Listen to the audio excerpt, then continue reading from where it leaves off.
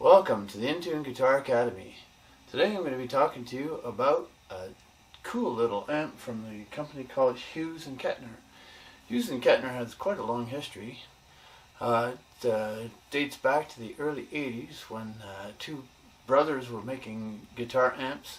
And from the website I wasn't too clear about how it happened, but somebody named Hughes, who was a guitarist looking for a tone, looking for the perfect tone machine, met up with somebody named Mr. Kettner, who was an engineer. Apparently they're both still alive and still very active in the Hughes and Kettner company. Bought out this company from the two brothers that were making guitar amps. So if we go on their website, it's a pretty informative website. So if you start off here, if we go on our website here, we can see that there's quite a lot of information. You can talk about all the different heads and combo, acoustic guitar amps, cabinets, floor pedals, tools and accessories. There's a number of different things that they have available. It's a company that's of course been around for over 40 years. Personally, the one person that I knew that used Hughes and Kettner in the past was Alex Lifeson from Rush, but when I go onto their artists section, I don't see him anywhere, so there's still a number of different artists that use the Hughes and Kettner instruments, so you can see them all here. If you go on to it's just Hughes-and-Kettner.com, you can see all these different artists that use Hughes and Kettner. There's got to be at least 50 of them. You just scroll down, and if you click on one of them, you'll see their bio.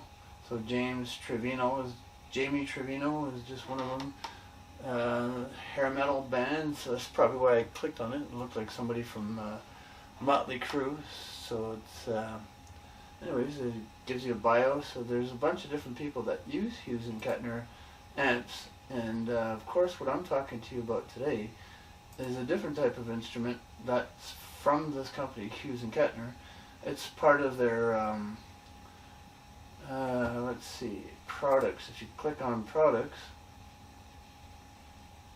and if you go down and scroll down to something called Spirit Nano, right here, can you see that over here? Spirit Nano. And you'll see that there's three of them. There's three available. Let's get a better view of that. So there's the Spirit of Rock, Spirit of Metal, Spirit of Vintage. And what they are is this little tone machine. Basically, it's almost looks like a toy. This is the Hughes and Kettner Spirit Nano, part of the Spirit Nano series, and I got the one that's called Spirit of Rock. So they had three different available. One is called Spirit of Metal, one is called Spirit of Vintage, and one is called Spirit of Rock. Spirit of Rock, Spirit of Metal, Spirit of Vintage. So the one that I got was Spirit of Rock, because that's closest to the kind of sound that I play. So all you really need is a patch cord like so, just a standard patch cord, and then stick it in the back. On the back of the amp, there's this little port called line out, just as though you were plugging in an electric guitar. And that goes into my board. My board is a Mackie Pro FX12 that I've talked about before, and I have it played through two YSM Yorkville Studio Monitors 5-inch woofer monitors.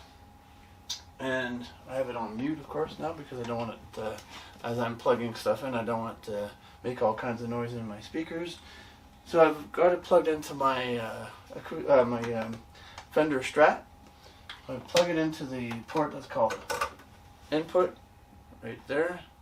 So there's an input port, there's the phones port, there's the master volume sagging, which is adjusts the tone, and then there's a tone and then gain. So I've got the gain way up, so I'm going to turn the gain down. So the best thing to do with these types of things is to turn the volume and the gain right down. So I got the master down to 0, I've got the gain down to 0.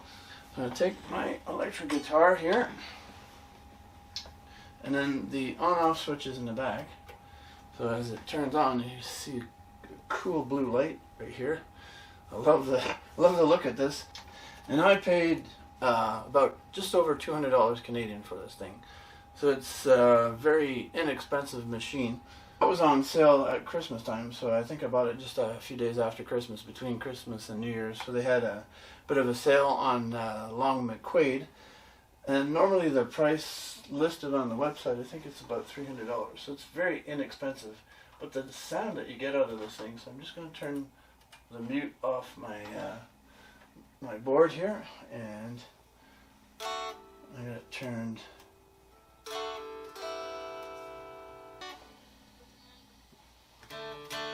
Oh, there we go.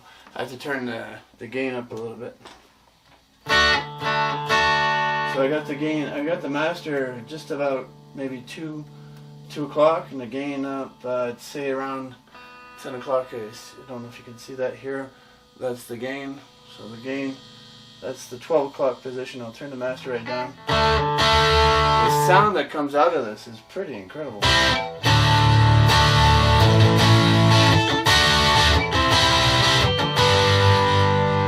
So I got my settings on the tone on my guitar at 5 and 5. I'll turn it to the neck pickup, so different sound. Kind of a muddy sound.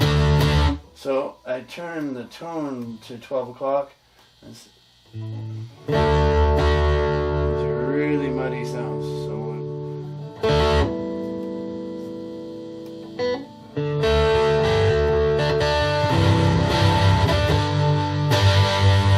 So you can see that the gain is like at 12 o'clock. The master is right at maybe 3 o'clock right now, and I hesitate to turn it up any louder because I don't want to damage my speakers. So I'll turn the tone up a little bit here on my...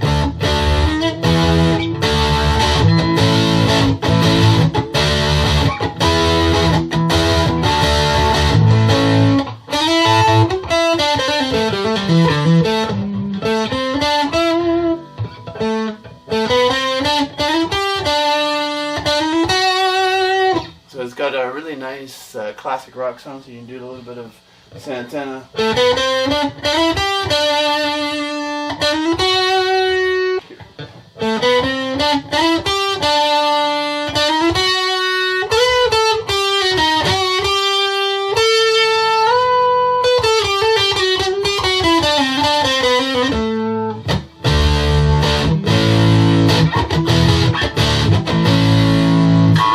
I'm showing this little amp, this little plug-in amp, is that for very little money and for very little space, it doesn't even take up half of my printer. I've got it sitting on top of just a regular desktop printer. It doesn't even take up maybe a quarter of the space of the printer, and all you do is just plug it in, plug it straight into your board, and you can have this really cool vintage sound.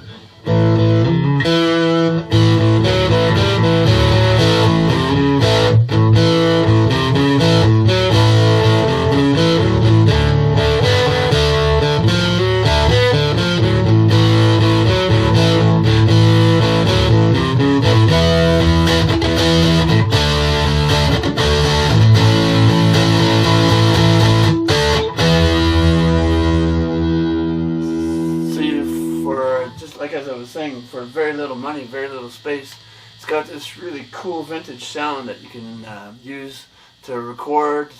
Just add a little punch to any acoustic song that you're recording. Just an amazing little machine. Like I said, I paid just over $200 for it, $200 Canadian, so American that would have been like 180. So I don't know. I'd recommend it if you're just looking to record. It's probably not the best thing for studio, but for practicing, for recording, for just adding tracks. If you're doing demos and you want to add something to your demo, this little machine is perfect. It's a little bit noisy right now, but I guess that comes with the territory when you have this type of machine. So I wouldn't even dare turn it much louder than 4 o'clock on the